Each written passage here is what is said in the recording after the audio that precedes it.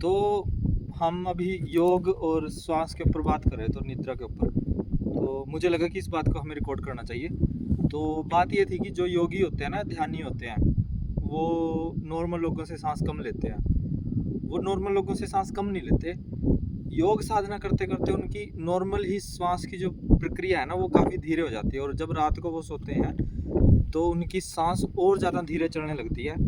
और एक योगी जी से मैं मिला था तो उन्होंने मुझे बताया था ये कि सिर्फ 4-5 मिनट की बात होती है जब गहरी निद्रा में जब हमारे शरीर को जो रिपेयर करने के लिए क्रिया की उस जगह की ज़रूरत होती है, उस जगह पर पहुंचने की ज़रूरत होती है हमारी चेतना को।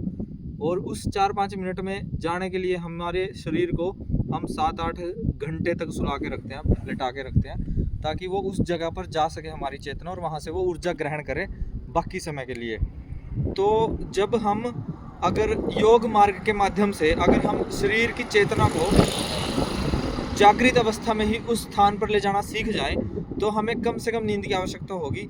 इसीलिए आप सामान्य रूप से देखते होंगे कि जो साधना पथ पर बढ़ रहे होते हैं, जो योगी होते हैं या जो ध्यानी होते हैं या जो प्राणायाम के अभ्यासी होते हैं, बेशक वो गृहस्थ ही क्यों ना हो, वो काफ़ी कम सोते हैं। उसका कारण यही होता है कि वो अपने चेतना के स्तर को किसी एक ऐसी जगह पर ले जाना सीख जाते हैं, क्वांटम मैकेनिज्म अगर आपकी इंग्लिश की भाषा में कहें तो।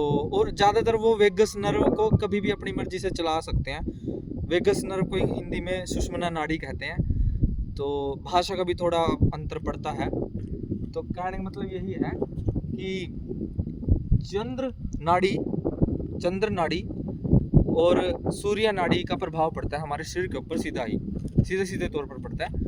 तो जब हम श्वास की बात करते हैं, मुझे 7-8 साल हो गए हैं इस विषय के बारे में जानकारी इकट्ठा करते हुए, और अभी मैं इसमें साधनारत हूँ कुछ समय से।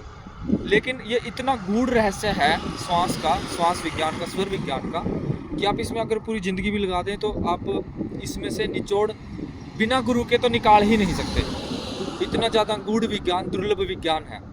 और विज्ञान है, अध्यात्म से परे विज्ञान है, और प्रत्यक्ष इसका परिणाम दिखाई देता है। प्रत्यक्ष आप इसके प्रयोग कर सकते हो। इतना ज़्यादा गूढ़ विज्ञान है। तो बस यही बात थी कि श्वास के अभ्यासी बनिए, ध्यानी आप अपने आप बन जाएंगे। कट।